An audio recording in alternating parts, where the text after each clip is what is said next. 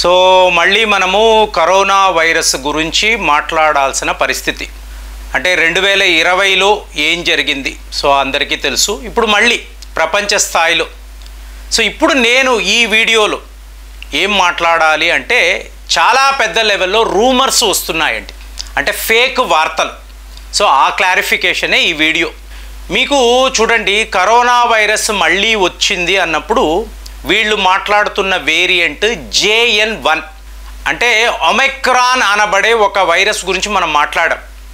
ఈ ఒమిక్రాన్ యొక్క వేరియంట్ మ్యూటేషనే ఈ JN1. సో ఇది మామూలుగా ఉంటుంది కదా. ఇప్పుడు ఈ కరోనా వైరస్ అనేది ఏదో ఎక్కడి నుంచి వచ్చింది, మళ్ళీ ఇది ఎక్కడికో వెళ్ళిపోతుంది. మీకు ఎక్కడికి వెళ్తుందండి? మన చుట్టూరితే తిరుగుతూ ఉంటుంది.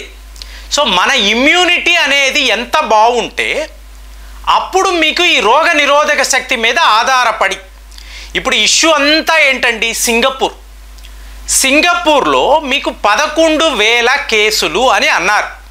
మీకు ఒక వారం 10 రోజుల్లో 14,200 కేసెస్కు పెరిగింది. అంటే ఈ స్పైక్ అనేది అక్కడ ప్రభుత్వము చూసింది. సో సింగపూర్, ఇండోనేషియా, థాయిలాండ్ లాంటి దేశాలలో మీకు కరోనా వైరస్ చాలా పెద్ద లెవెల్లో స్ప్రెడ్ అవుతుంది అనే ఒక వార్త. మీరు గమనించాల్సింది ఫ్రెండ్స్, సమ్మర్ మొన్న కూడా మాట్లాడాం.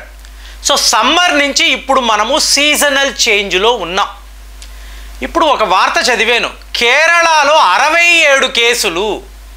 ఏమండి, మీకు మామూలు జ్వరము, దగ్గు, జలుబు సీజన్స్ మారినప్పుడు వస్తుంది అంటారా, రాదా? మీరు చెప్పండి. మీ ఇళ్ళలో పిల్లలు ఉంటారు కదా, మామూలుగా దగ్గుతారు, జలుబు వస్తుంది, జ్వరం వస్తుంది. ఏంటి? Seasonal change. సమ్మర్ నుంచి మనము మాన్సూన్ సీజన్లోకి, అంటే వర్షాకాలంలోకి వెళుతున్నప్పుడు మీకు ఈ వైరస్లు అంతా కూడా యాక్టివేట్ అవుతాయి. సో ఎవరైతే వీక్గా ఉన్నారో వాళ్ళ మీద దాడులు చేయడం ఉంటుంది, మనం మందులు తీసుకోవడం ఉంటుంది, మళ్ళీ మామూలు అయిపోతాం. సో ఇప్పుడు ఇక్కడ ఈ మందు పేరు ఇస్తున్నాను, ఇది నా రికమెండేషన్ కాదండి, చాలామంది వద్ద ఉంటుంది. మన ఆయుష్ డిపార్ట్మెంటు ఈ ఫలానా మందును వీళ్ళు రికమెండ్ చేశారు కాబట్టే ఇది నేను చూపిస్తున్నాను, మీరు నోట్ చేసుకోండి. చాలామంది మిత్రులు ఫోన్లు చేసి అప్పుడేదో ఒక ప్రివెంటివ్ మెడిసిన్ గురించి చెప్పారు కదా, మళ్ళీ చెప్పరా అని అడుగుతున్నారు. ఫ్రెండ్స్ గుర్తుపెట్టుకోండి, మీరు వ్యాక్సిన్ వేసుకున్నారండి. సో మీకు డోసు 1, డోసు 2, బూస్టర్ డోసులు వేసుకున్న వాళ్ళు కూడా ఉన్నారు. మరి అలాంటప్పుడు మీరు ఎందుకు భయపడుతున్నారు? కరోనా వైరసే వచ్చింది, మీకు దేనికి భయం? సరే, చాలామంది వేసుకోలేదు. సో మీరు ఈ మందు వేసుకోవచ్చు. అంటే ప్రతి నెల 3 రోజులు మాత్రమే. పిల్లలు అనుకోండి 3 పిల్స్, పెద్దవాళ్ళు అంటారా 4 నుంచి 5 పిల్స్. సో 3 రోజులు మాత్రమే వేసుకుంటే ఇది ఒక ప్రివెంటివ్ మెడిసిన్. మీకు ఏ రకమైన వైరస్ అయినా కూడా ఇది ఆపగలదు అని చెప్పి మన ఆయుష్ డిపార్ట్మెంట్ వాళ్ళు రికమెండ్ చేశారు. 2020లో నాకు తెలిసి మా ఆఫీసు నుంచి ఒక 60,000 మందికి ఈ పేరుని మేము టైప్ చేసి పంపించడము, హోమియోపతి షాప్లో కొనుక్కోండి, వేసుకోండి, మీకు కరోనా వైరస్ అనేది సోకదు, క్లియర్గా చెప్పాం. ఇప్పుడు కూడా మీకు ఒకవేళ భయము ఉంటే, బాబోయ్ ఏమైనా అవుతుందేమో అనుకుంటే ఈ మందు వేసుకోండి. ఒక 3 to 4 months వేసుకోండి, మీకు ఏ ఇబ్బంది ఉండదు. కానీ 3 రోజులు మాత్రమే వేసుకోవాలి కంటిన్యూస్గా, డే 1, డే 2, డే 3. సో ఇప్పుడు ఈ JN1 అని అంటున్నారు చూసారా, ఇవాళ వరకు భారత్లో ఎక్కడా కూడా వీళ్ళు ఐడెంటిఫై చేయలేదండి.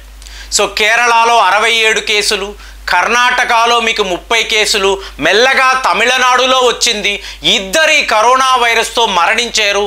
ఇలాంటి వీడియోస్, ఇలాంటి ఫేక్ వార్తలు ఎక్కడెక్కడో సర్క్యులేట్ అవుతుంది. ఒకవేళ ఇలా జరిగింది అనుకోండి, ఇప్పుడు నేను చెప్పడం కాదు, సెంట్రల్ గవర్నమెంట్ మనల్ని అలర్ట్ చేస్తుంది కదా, వైద్య సిబ్బందికి చెప్తారు కదా, వరల్డ్ హెల్త్ ఆర్గనైజేషన్ ఒక అలర్ట్ను ప్రకటిస్తుంది కదా. జరిగిందా? ఎక్కడా జరగలేదు. ఎవరికి తోచింది వాళ్ళు మాట్లాడడము, ఇంతంతలాగా భారత్లోకి వచ్చేసింది, సో మళ్ళీ మనం మాస్కులు వేసుకోవాలి, మళ్ళీ క్వారంటైన్ ఉంటుంది, సో మీరు ఎక్కడికి వెళ్ళాలన్నా కూడా మళ్ళీ వ్యాక్సిన్ తీసుకోవాల్సిన పరిస్థితి రావచ్చు, ప్రస్తుతము ఉండే వ్యాక్సిన్ చాలా లిమిటెడ్గానే పనిచేస్తుంది, ఈ మ్యూటేషన్ అనేది చాలా పవర్ఫుల్, ఈ వేరియంట్ను ఆపలి, ఇలాంటి వార్తలు. అంటే ఒక పానిక్ బటన్ని నొక్కి ఒక క్రైసిస్ లాంటి సిచ్యువేషన్ని క్రియేట్ చేయడం. సో అలాంటిది ఏమీ లేదండి.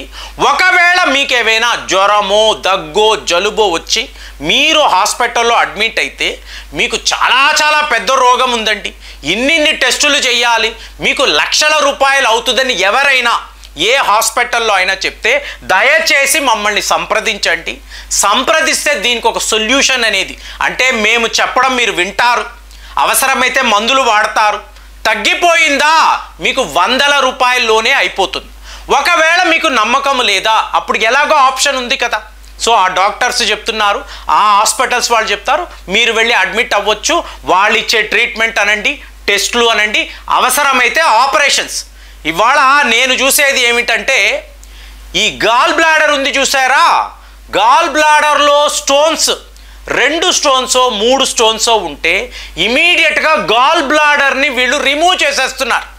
అంటే ఆపరేషన్ చేస్తే మీకు ఎక్కువ డబ్బు వస్తుంది కాబట్టి ఇమీడియట్ ఆపరేషన్, గాల్ బ్లాడర్ ఉన్నా లేకపోయినా ఏం తేడా ఉండదండి అని చెప్పి ఇవాళ వైద్య సిబ్బంది చెప్పడము చాలా ఆశ్చర్యంగా ఉంది. అలా ఆపరేషన్స్ చేసుకున్న వాళ్ళు ఎంతోమంది ఉన్నారు. కానీ అదే హోమియోపతిలో అన్నారనుకోండి, ఒక్క 100 రూపాయలకి అద్భుతమైన మందులు ఉన్నాయండి, మీకు ఒక్క నెల రోజుల పాటు వాడితే ఈ గాల్ స్టోన్స్ పూర్తిగా కరిగిపోతాయి. అలాగ రికవర్ అయిన వాళ్ళు 100లలో ఉన్నారు. కాబట్టి ఈరోజు కరోనా వైరస్ ఇప్పటి వరకు కూడా భారత్లో, అంటే ఇప్పుడు వీళ్ళు ఎలా చెప్తున్నారంటే JN1 అన్నప్పుడు 2023లో డెన్మార్క్లో దీన్ని ఐడెంటిఫై చేశారండి. సో డెన్మార్క్ శాస్త్రవేత్తలు వీటి మీద పరిశోధనలు చేసి వరల్డ్ హెల్త్ ఆర్గనైజేషన్కి రిపోర్ట్ కూడా ఇచ్చారు. సో దీని మీద వాళ్ళు కూడా స్టడీ చేసి ఇది అంత ప్రమాదకరమైనది కాదు. మరి సిమ్టమ్స్ అంటారా, సేమ్ జ్వరం ఉంటుంది, దగ్గు ఉంటుంది, జలుబు ఉంటుంది. అంటే ఒక ఫ్లూ జ్వరము వచ్చేటప్పుడు సీజనల్ చేంజ్ వల్ల పిల్లలకి పెద్దవాళ్ళకి వచ్చే మామూలు జ్వరాలు, వీటిని ఇవాళ కరోనా వైరస్తో చెప్పి అవునండి స్ప్రెడ్ అవుతుంది, ఇమీడియట్గా ఇలాంటి పరీక్షలు చెయ్యాలి అని చెప్పి ప్యానిక్ చేసే, క్రైసిస్లో పడేసే హాస్పిటల్స్ 100లలో 1000లో ఉన్నప్పుడు మీకు ఒక కామన్ మ్యాన్ ప్రతి ఒక్క సందర్భంలో భయపడతారు. కాబట్టి ఈ మందు మీ దగ్గర ఉండగా మీరు ఎప్పుడూ కూడా సేఫ్ అని భావించవచ్చండి. ఇలాంటి కరోనా వైరస్లు అనండి, JN1 వేరియంట్ అనండి, ఒమైక్రాన్ అనండి, ఈ వైరస్లు ఎప్పుడూ కూడా ఉంటూ ఉంటాయి, వస్తూ ఉంటాయి, పోతూ ఉంటాయి. పెద్దగా మీరు ఆలోచించాల్సిన అవసరం లేదు.